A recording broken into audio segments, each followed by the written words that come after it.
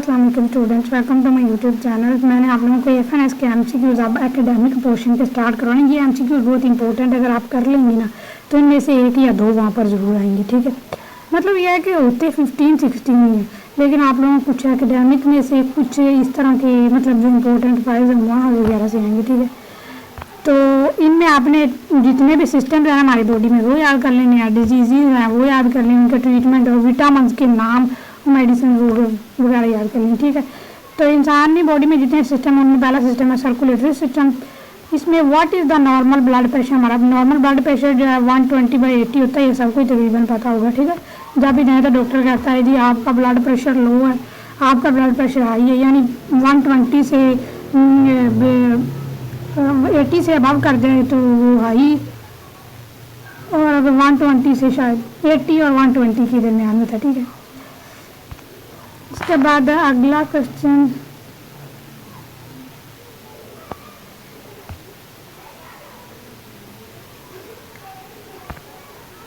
Which chamber of the heart pumps body to the whole body, यानी कौन सा chamber है, कौन सा खाना है दिल का जो कि पूरी बॉडी तक ब्लड को लेकर जाता है। तो इसका आंसर है लेफ्ट वेंट्रिकल। लेफ्ट वेंट्रिकल ना एक मजबूत सा चैम्बर होता है। ठीक है, खाना होता है दिल का जो कि पूरी बॉडी में खून को लेकर जाता है। उसके बाद function of the red blood cell, तो ये तकरीबन सबको पता होगा कि रेड ब्लड सेल का फंक्शन क्या होता है। ये कैरी करता है ऑक्सीजन को, यानी ऑक्सीजन को हमारी पूरी बॉडी में लेकर जाता है। नॉर्मल पल्स रेट जो है, पल्स तो सबको पता होगा, ये मतलब इंसान की धड़कन कैसे चल रही है। ठीक है, तो ये नॉर्मल जो होती है ना इंसान 12 से, नॉर्मल पल्स रेट जो होता है ना वो 60 से 100 होता है बीट्स पर मिनट। ठीक है, मिनट में ना कितनी बीट्स चलती हैं, 60 से 100 तक। ठीक है, उसके बाद which blood group is called universal donor, तो ओ को यूनिवर्सल डोनर कहा जाता है, ये भी सबको पता होगा। उसके बाद वेन्स कैरी, वेन्स क्या कैरी करती हैं, वेन्स जो हैं ये डीऑक्सीजनेटेड ब्लड को दिल की तरफ लेकर जाती हैं, यानी हार्ट की तरफ लेकर जाती हैं। ये समझ लीजिए ये ह्यूमन हार्ट है। ठीक है, और जो लेकर जाती है ना ब्लड को हार्ट की तरफ, डीऑक्सीजनेटेड ब्लड को, यानी जिसमें ऑक्सीजन की कमी होती है, उसे लेकर जाती हैं हार्ट की तरफ, और फिर उसमें ऑक्सीजन फिल होती है, और वो फिर वो वेन्स के बाद जो आर्टरीज होती है ना वो लेकर वापस आती हैं हमारी बॉडी की तरफ। ठीक है, आर्टरीज और वेन का ये काम होता है। Instrument to measure BP, BP को मेजर करने के लिए कौन सा इंस्ट्रूमेंट इस्तेमाल होता है, तो इसका स्फेग्मोमैनोमीटर। ठीक है, वो होता है जो डॉक्टर हमारी बाजू पर बांध देता है, वो ऐसे प्रेस से करता है गोल सा, तो उससे हवा निकलती है जिससे वो टाइट हो जाता है, जो उसके ऊपर लेदर सी लगी होती है ना, तो उससे हमारा ब्लड प्रेशर चेक होता है। ठीक है, इससे कहते हैं स्फेग्मोमैनोमीटर। ईसीजी रिकॉर्ड, ईसीजी क्या रिकॉर्ड करती है, तो ईसीजी जो है हमारी हार्ट की इलेक्ट्रिकल एक्टिविटी यानी वेव्स को चेक करती है, हमारे हार्ट की वेव्स कैसे सही चल रही है या नहीं। ठीक है, उसके बाद रेस्पिरेटरी सिस्टम, ये सांस की नहीं। ठीक है, सांस वाला सिस्टम, मेन आर्गन जो है इसका लंग्स होते हैं, यानी हमारे फेफड़े। नॉर्मल रेस्पिरेटरी रेट जो होता है, यानी एक नॉर्मल अडल्ट जो है वो उसका सांस लेने का रेट जो है 12 से 15 पर मिनट होता है, यानी 1 मिनट के अंदर इंसान 12 से 20 दफ़ा सांस ले लेता है। उसके बाद ट्रैकिया इज आल्सो कॉल्ड, तो ट्रैकिया को हम लोग विंड पाइप भी कहते हैं, यानी हवा की नाली। एक्सचेंज ऑफ द गैसेज जो है एल्वोलाई में होता है। ठीक है, एल्वोलाई जो है ना एक्चुअली हमारे फेफड़े जो हैं, ये ह्यूमन के फेफड़े कुछ तकरीबन इसी तरह से होते हैं, और इस तरह अंदर ना नालियाँ होती हैं दोनों साइडों पर, और ये होती है ट्रैकिया। ठीक है, ठीक है, और यहाँ पर लास्ट में जो बढ़ जाते हैं ना शाखें निकलती हैं, छोटी छोटी लास्ट वाली, उन्हें एल्वोलाई कहते हैं। ठीक है, उनमें गैसेस का एक्सचेंज होता है एल्वोलाई में। अच्छा, percentage of air oxygen in air, तो ऑक्सीजन कितनी पाई जाती है, वो 21% होती है। 21% जो है ऑक्सीजन पाई जाती है हमारे एयर में। Disease cause by smoking, smoking से कौन सी डिजीज होती है, लंग कैंसर हो जाता है, यानी जो ऑक्सीजन पीते हैं ना तो उन्हें फेफड़ों का कैंसर हो जाता है। उसके बाद आ गया जी डाइजेस्टिव सिस्टम। डाइजेस्टिव सिस्टम हमारे स्टमक वाला सिस्टम जो है ना लार्जेस्ट ग्लैंड जो होता है ह्यूमन बॉडी में डाइजेस्टिव सिस्टम का वो होता है लीवर। लीवर जो डाइजेस्ट करवाता है, लीवर में से बाइल निकलता है जो कि हमारी बॉडी में जो हम लोग खाते हैं ना फूड जो, उसको वो डाइजेस्ट करने में हमारी मदद करता है। डाइजेशन ऑफ द प्रोटीन जो स्टार्ट होती है स्टमक में स्टार्ट होती है, ठीक है, स्टमक में स्टार्ट होती है। Main function of the small intestine, small intestine का मेन फंक्शन क्या है? तो इसका आंसर जो है डाइजेशन एंड द एब्जॉर्प्शन, यानी चीज़ों को अब्जॉर्ब करना, डाइजेस्ट करना, ये स्मॉल इंटेस्टाइन का काम होता है। ये छोटी नालियाँ नहीं होती, समझ लें ये इंसान का पेट वाला हिस्सा है और ये उसके अंदर एक, ठीक है, तकरीबन इसको कहते हैं हम लोग लार्ज इंटेस्टाइन। और यहाँ पर जो गोल गोल सा घूम घूम घूम करके आता है ना, उसे हम लोग कहते हैं स्मॉल इंटेस्टाइन। यानी जो बहुत ज़्यादा तहमीन होती है ना वो होती है स्मॉल इंटेस्टाइन, और ये जो होती है लार्ज इंटेस्टाइन होती है, ठीक है। तो जो डाइजेशन होती है ना, एब्जॉर्प्शन होती है दोबारा से दोबारा खुराक की। एक्चुअली हमारी बॉडी में जो हम खुराक खाते हैं ना वो बार बार एब्जॉर्ब होती रहती है और हमें एनर्जी दोबारा दोबारा देती रहती है, ठीक है। उसके बाद एंजाइम प्रेजेंट इन, एंजाइम किस में पाए जाते हैं? सलाइवा में पाए जाते हैं। सलाइवा एक्चुअली हमारे मुंह के अंदर जो लाइवा होता है ना, मतलब पानी सही से कहते हैं सलाइवा, ठीक है, उसके अंदर उन्होंने कहा कौन सा एंजाइम पाया जाता है। ये एंजाइम के नाम आप लोग रट लेंगे बिल्कुल, ठीक है, ये वहाँ पर आ जाएंगे आप। एमाइलेज इसका आंसर है, एमाइलेज। एमाइलेज जो है एंजाइम प्रेजेंट जो होता है सलाइवा में, उसका नाम है एमाइलेज, ठीक है। उसके बाद है gall bladder stores. Gall bladder store क्या करता है? तो गॉल ब्लैडर जो है बाइल को स्टोर करता है। मैंने पहले भी आप लोगों को बताया था ना, लीवर के अंदर, समझ लें ये आप लोगों का लीवर है, ठीक है, अजीब सी शक्ल होती है कुछ लीवर की इस तरह की, ठीक है। तो उसके साथ ऐसे छोटा सा लगा होता है, बिल्कुल छोटा सा होता है, उसका कलर थोड़ा ग्रेइश सा होता है, ग्रे कलर का होता है, ठीक है। उसमें से पानी निकलता है जब तकरीबन कुर्बानी का टाइम आता है, तब घर वाले बड़े कह रहे होते हैं कि ला के सैरते कर दो, पूरे गोश्त नहीं ख़राब कर देगा, यानी पूरे गोश्त का ना वो जायका ख़राब कर देगा, ठीक है। वो गॉल ब्लैडर जो होता है ना, वो ही मतलब गोश्त को गला देता है, गला सड़ा देता है, यानी डाइजेस्ट करने में मदद करता है, ठीक है। तो वो गॉल ब्लैडर के अंदर पाया जाता है, ठीक है। ये था इसका गॉल ब्लैडर। बाइल कहते हैं एक्चुअली, सुफरा इसे कहते हैं, ये जर्द से कलर का होता है, ठीक है, पानी सा होता है। Length of the small intestine, तो स्मॉल इंटेस्टाइन की लेंथ कितनी होती है? मैंने पहले भी आप लोगों को बताया था कि वो ना तो काफ़ी ज़्यादा लंबी होती है, समझ लें। ये है लार्ज इंटेस्टाइन, यहाँ पर गोल गोल से गुच्छों की तरह घूमने घूमने सी आती है, वो होती है स्मॉल इंटेस्टाइन, ठीक है। स्मॉल इंटेस्टाइन का साइज जो है वो तकरीबन से तकरीबन भी ना 7 सेंटीमीटर होता है। 7 मीटर कितना जाकर बन जाता है, काफ़ी ज़्यादा लंबा बन जाता है, ठीक है। तो यानी वो हमारे पेट में घूम घूम कर काफ़ी ज़्यादा मतलब लंबी होती है, लेकिन वो गुच्छे की तरह रखी होती है, इसलिए उसका पता नहीं चलता। 7 सेंटीमीटर उसका तकरीबन जो लेंथ होती है किसकी? स्मॉल इंटेस्टाइन की। लार्ज इंटेस्टाइन की काम होती है, ठीक है, वो कुछ तकरीबन समझ लें आप मीटर 1-2 मीटर तक होती है। आगे विटामिन B2 एब्जॉर्प्शन, विटामिन जो B12 है उसकी एब्जॉर्प्शन कहाँ पर होती है? तो इलियम में होती है, ठीक है। इलियम भी हमारी बॉडी में ये जो लार्ज इंटेस्टाइन होती है ना, लार्ज इंटेस्टाइन के कुछ पार्ट्स होती हैं, ठीक है, ये लार्ज इंटेस्टाइन है, ठीक है। इसके पार्ट्स में से जो शुरू वाला होता है उसे ड्यूडिनम, ड्यूडिनम ये आप लोग कुछ पढ़े होंगे, ठीक है। यहाँ पर ड्यूडिनम होता है, जीजीनम होता है, ठीक है। उनके पार्ट्स में से ये कॉलन, इलियम, ठीक है, ये उसके अंदर होती है। विटामिन B12 जो है इलियम के अंदर पाया जाता है, ठीक है। ये स्मॉल इंटेस्टाइन के लास्ट वाले हिस्से में पाया जाता है, ठीक है। ये आप लोग स्मॉल इंटेस्टाइन और इसका जो लास्ट वाला हिस्सा होता है ना उसके अंदर पाया जाता है इलियम, उसके अंदर होता है B12 vitamin. Disease caused by hepatitis virus, hepatitis virus के ज़रिए कौन सी डिजीज़ जो है वजह बनती है हेपाटाइटिस वायरस की? तो जॉन्डिस यानी यरकान। अगर किसी को हेपाटाइटिस होना तो सब लोग कहते हैं इसे हेपाटाइटिस है यानी यरकान है, तो उससे जॉन्डिस की बीमारी होती है, ठीक है, डिजीज़ होती है। ये आप लोगों ने याद रखना है सब, ठीक है।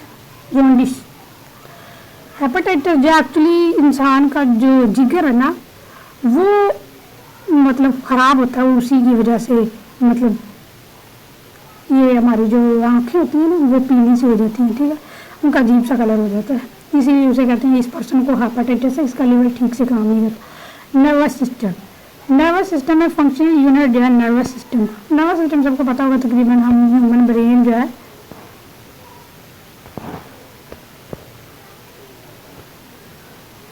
ह्यूमन ब्रेन, ठीक है,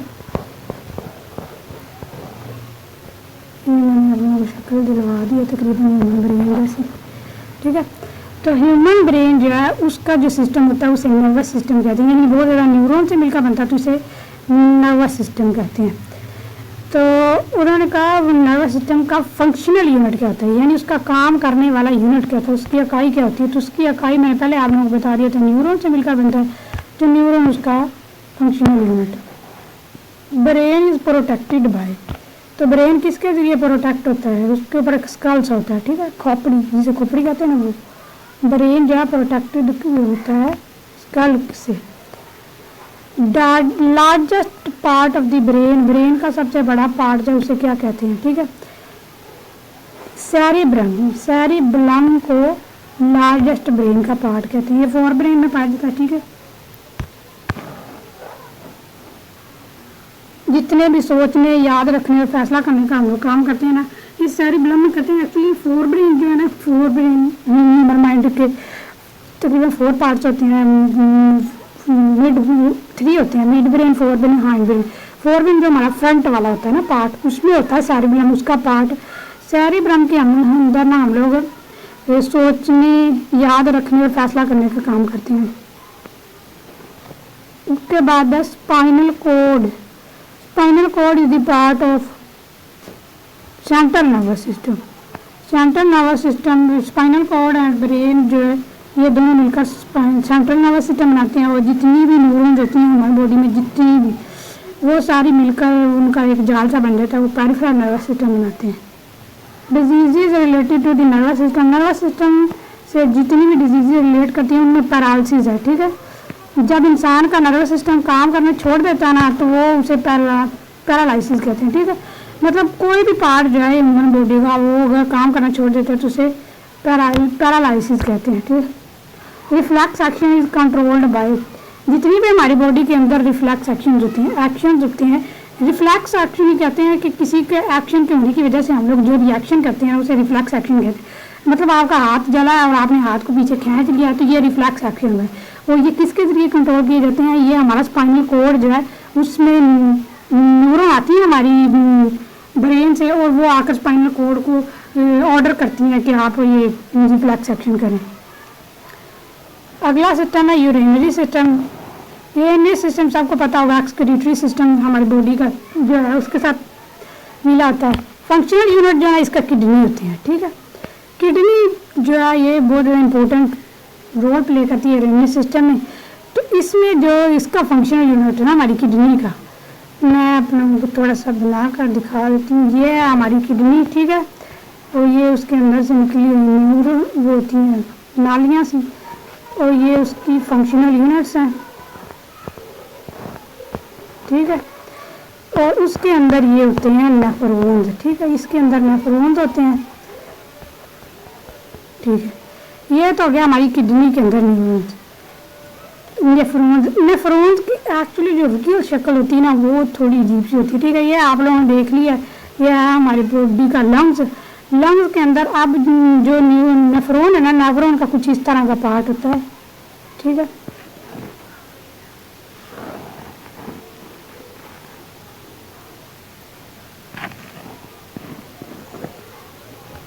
ठीक है, ये उसमें से नालियाँ से निकल रही, ठीक है, इस तरह की होती है नेफ्रॉन, ठीक है।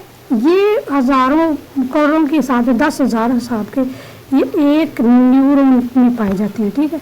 यानी एक जो हमारी किडनी है ना उसके अंदर ये हज़ारों की तादाद में नेफ्रॉन पाए जाते हैं, लाखों की तादाद में, ठीक है। अगला जो क्वेश्चन है, नेफ्रॉन जो है वो खून को फिल्टर करते हैं।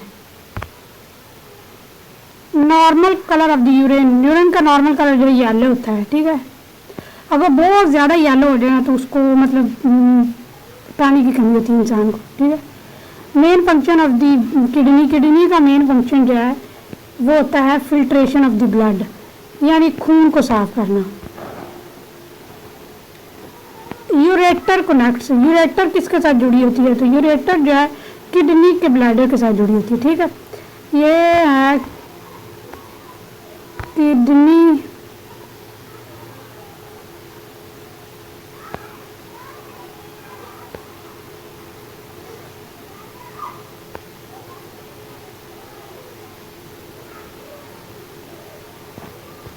और यहाँ पर ये उसकी नालियाँ होती हैं, यहाँ पर होता है तकरीबन ब्लैडर, ठीक है। किडनी के ब्लैडर के साथ जुड़ी होती हैं कौन? यूरेटर, ठीक है। ये ब्लैडर और ब्लैडर के साथ यहाँ पर होती है यूरेटर, ठीक है। तो इसका आंसर जो है किडनी के ब्लैडर के साथ जुड़ी होती है, किडनी टू ब्लैडर, यूरेटर जो है। डायलिसिस मशीन जो है परफॉर्म करती है, डायलिसिस मशीन होती है अगर किसी इंसान का मतलब किडनी काम करना छोड़ देती है ना, तो हम लोग आर्टिफिशियल मशीन लगाकर उसके ब्लड को साफ करते हैं, तो उसे कहते हैं डायलिसिस मशीन, ठीक है। वो क्या करती है कि किडनी का फंक्शन परफॉर्म करती है, ये मशीन होती है। Disease of the kidney, kidney के डिजीज़ में जो है किडनी का स्टोन यानी गुर्दे के अंदर पथरी हो जाना, ठीक है। तो उसे निकालने के लिए उसमें शॉक वेव्स इस्तेमाल की जाती हैं, ठीक है। या डॉक्टर कहते हैं कि पानी बहुत ज़्यादा पीने से वो छोटी अगर हो तो निकल जाती है वैसे। रिप्रोडक्टिव सिस्टम, रिप्रोडक्टिव सिस्टम जो है मन में बहुत ज़्यादा इम्पोर्टेंट रोल करता है, ये स्पीशीज़ को आगे बढ़ाने के लिए हर एनिमल में ये काम होते हैं, ठीक है। यानी जिंदा जानवर में लिविंग थिंग्स में रिप्रोडक्टिव सिस्टम बहुत अहम किरदार अदा करता है उनकी स्पीशीज़ को आगे जाने के लिए। अच्छा, फीमेल गेमीट जो है उसे कहते हैं ओवम, ठीक है। ह्यूमन बॉडी का सबसे बड़ा जो सेल है ना वो ओवम है। ये क्वेश्चन वहाँ पर बहुत ज़्यादा आता है कि हमारी बॉडी का सबसे बड़ा सेल कौन सा है, तो वो है फीमेल गेमीट सेल ओवम, ये इसका लार्ज साइज होता है, ठीक है। और सबसे छोटा जो होता है वो मेल गेमीट होता है जिसको कहते हैं स्पर्म, ठीक है। अगला क्वेश्चन है फर्टिलाइजेशन अकर्स इन, फर्टिलाइजेशन किस में पाई जाती है, किस में होती है, ठीक है। तो फर्टिलाइजेशन जो होती है वो फ्लोपियन ट्यूब में होती है, ठीक है। ये है फ्लोपियन ट्यूब, इस तरह करके ये होती है यहाँ पर अवरी, और तकरीबन यहाँ पर लास्ट पर आकर आती हैं फ्लोपियन ट्यूब, ठीक है। यहाँ पर होती हैं फ्लोपियन ट्यूब। फ्लोपियन ट्यूब जो है उनमें फर्टिलाइजेशन होती है, ठीक है। फर्टिलाइजेशन होने के बाद जो है ओवम और स्पर्म जो है मिलकर, जो ओवम है वो यहाँ पर तैरता हुआ यहाँ पर बन जाता है, ठीक है। और उधर से आता है स्पर्म, ठीक है। यहाँ पर होती है फर्टिलाइजेशन फ्लोपियन ट्यूब के अंदर, ये आपने याद रखना। ड्यूरेशन ऑफ द प्रेगनेंसी, हर किसी को नॉर्मल, अब तो सबको पता है प्रेगनेंसी का पीरियड कितना होता है, 9 मंथ्स होता है, ठीक है। बाद दफ़ा क्वेश्चन होता है कि हमें समझ क्यों नहीं आती, 280 दिन या 9 मंथ्स होते हैं, ठीक है। तो 280 डेज आप लोग याद कर लें, 280 डेज या 9 मंथ्स, ठीक है। उसके बाद hormone responsible for the male characteristics, hormone जो होते हैं जो कि जिम्मेदार है मेल के करैक्टरिस्टिक्स के लिए, तो वो होता है testosterone.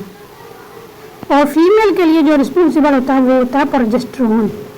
Organ where baby develops, वो कौन सा ऑर्गन है जहाँ पर बेबी डेवलप करता है, तो ये यूट्रस, सबको याद होगा, ठीक है। यूट्रस जिसे कि हम लोग अब उर्दू में तो क्या कहेंगे, उर्दू में बच्चादानी कहेंगे और इंग्लिश में साइंस में यूट्रस कहेंगे, ठीक है। बेबी कॉट भी कहते हैं इसे। अदर सिस्टम, दूसरे सिस्टम में हमारी बॉडी में पाए जाते हैं। Largest organ of the human body, ये क्वेश्चन बहुत ज़्यादा इम्पोर्टेंट है। Largest organ of human body, एक होता है लार्जेस्ट ऑर्गन, एक होता है लार्जेस्ट, याद नहीं आ रहा, बाकी बाद में बता दूंगी, ठीक है। Largest organ of human body तो वो है स्किन, ठीक है। स्किन सबसे बड़ा है। तो एक होता है largest part in the human body, वो होती है थाई, हमारी बॉडी की जो टांग होती है ना, रान जिसे कहते हैं, पूरा टांग के ऊपर वाला हिस्सा, यानी घुटने से ऊपर वाला हिस्सा, जो पूरी टांग को थाई वैसे तो कहते हैं, तो वो होता है लार्जेस्ट पार्ट जो ह्यूमन बॉडी का। तो स्किन होता है इसका आंसर। कुछ लोग इसका लीवर लगा कर आ जाते हैं, लीवर नहीं होता, लार्जेस्ट ऑर्गन जो है स्किन होता है। Total number of the bones in adults, तो अडल्ट्स में टोटल बोन्स कितनी होती हैं? 206 होती हैं, ठीक है। छोटे बच्चे में 300 होती हैं, और जब वो बड़ा होता जाता है तो बोन्स जो है कनेक्ट होती जाती हैं और 206 रह जाती हैं, ठीक है। Master gland of the body, हमारे जिस्म का सबसे बड़ा ग्लैंड कौन सा है? तो इसका आंसर है पिट्यूटरी ग्लैंड, मास्टर ग्लैंड। ये हमारे ब्रेन के अंदर पाया जाता है, ठीक है। ये हमारा ब्रेन, ये फोर ब्रेन, मिड ब्रेन और यहाँ पर हाइड ब्रेन होता है, ठीक है। पिट्यूटरी ग्लैंड एक बिल्कुल ना मटर के दाने की तरह होता है, छोटा सा, ठीक है। उसे कहते हैं master gland. Insulin is secreted by, तो पैंक्रियाज से इंसुलिन निकलती है, ठीक है। पैंक्रियाज जिसे लबलबा कहते हैं शायद, पैंक्रियाज, उससे इंसुलिन निकलती है जो कि हमारी बॉडी की शुगर को कंट्रोल करती है, ठीक है। इंसुलिन, जिन लोगों को मतलब शुगर की प्रॉब्लम होती है ना, शुगर का इशू होता है, ठीक है, बॉडी कंट्रोल नहीं कर पाती, तो उनको इंसुलिन के टीके वगैरह भी लगते हैं। Function of white blood cells, white blood cells का फंक्शन क्या है कि वो फाइट करते हैं इन्फेक्शन के खिलाफ, ठीक है। इसको हम लोग इम्यून सिस्टम भी कहते हैं। हमारी बॉडी का जितना भी इम्यून सिस्टम है ना, उसमें जो उसकी फंक्शनल यूनिट है वो वाइट ब्लड सेल्स हैं। अगर किसी का इम्यून सिस्टम सही तरीके से काम नहीं करता ना, तो उस इंसान को मतलब वाइट ब्लड सेल्स सही तरह नहीं है, तो उसको बीमारी बहुत जल्दी से हो जाती है। और एक है कि उसकी ब्लड क्लोटिंग नहीं होती है, ठीक है। ब्लड अगर उनको, जिनको वाइट ब्लड सेल की कमी होती है ना, तो उनका ब्लड जो है तो वो उसके ऊपर क्लॉट नहीं बनता जल्दी, यानी जख्म भरते नहीं है, ठीक। तो इन्हें जिस्म के सफेद सेल्स भी कहते हैं। Total blood in adult, normal जो ब्लड जो होता है ना अडल्ट में 5 से 6 लीटर होता है, ठीक है, जो नॉर्मल अडल्ट है, ठीक है। जो कमज़ोर है उसमें कम भी हो सकता है। प्लेटलेट सेल पिन, 3 तरह की हमारी बॉडी में सेल होते हैं, red blood cell, white blood cell और प्लेटलेट सेल, ठीक है। प्लेटलेट्स जो है मदद करते हैं हमारी ब्लड क्लोटिंग में, ठीक है। उसके बाद नॉर्मल बॉडी टेम्परेचर, ये वाला क्वेश्चन वहाँ पर बहुत ज़्यादा था। नॉर्मल ये मतलब इंसान मतलब कहता है कि बहुत ज़्यादा इजी है, लेकिन ये वहाँ पर आता है। नॉर्मल बॉडी टेम्परेचर जो है 37 डिग्री सेल्सियस होता है, ठीक है। 37 डिग्री सेल्सियस वैसे होता है, लेकिन अगर फ़ारेनहाइट में करें ना तो वो 98.6 डिग्री बनता है, ठीक है। 98.6 जो है फ़ारेनहाइट में, तो ठीक है। वहाँ पर ये ना हो कि आप ढूंढते ही रहें, अगर 98.6 आ जाए तो आप कहीं भी 37 डिग्री सेल्सियस होता है, फ़ारेनहाइट में भी आ जाता होता है। कार्टिलेज इज फाउंड इन, ये आ गया बोन्स वाला पार्ट। कार्टिलेज किस में पाया जाता है? ये बोन्स के ऊपर होता है, लचकदार सा होता है, ठीक है, कार्टिलेज जिसे कहते हैं। ये ईयर और नोज के पार्ट में पाया जाता है, ठीक है। Joint between the skull bones, जो स्कल है ना खोपड़ी, उसके बोन्स के दरमियान जो ज्वाइंट्स होते हैं वो क्या होते हैं? वो इमूवेबल होते हैं, यानी उनको हरकत नहीं करवा सकते उन ज्वाइंट्स को, ठीक है। ज्वाइंट जोड़ को कहते हैं ना, जो हमारी हड्डियों उंगलियां वगैरह के होते हैं या बॉडी के दूसरे पार्ट्स के होते हैं, वो ज्वाइंट्स मूव करते हैं, ठीक है, उन्हें मूवेबल कहते हैं। जो थोड़े से मूव करते हैं उन्हें कहते हैं स्लाइटली मूवेबल, और जो बिल्कुल हरकत नहीं करते उन्हें इमूवेबल कहते हैं। और ब्रेन के जो होते हैं ना इमूवेबल होते हैं। अगला जो पार्ट 2 है वो डिजीज़ और ट्रीटमेंट के बारे में, वो लेक्चर नंबर 2 में करेंगे। Till then take care and अल्लाह हाफिज़।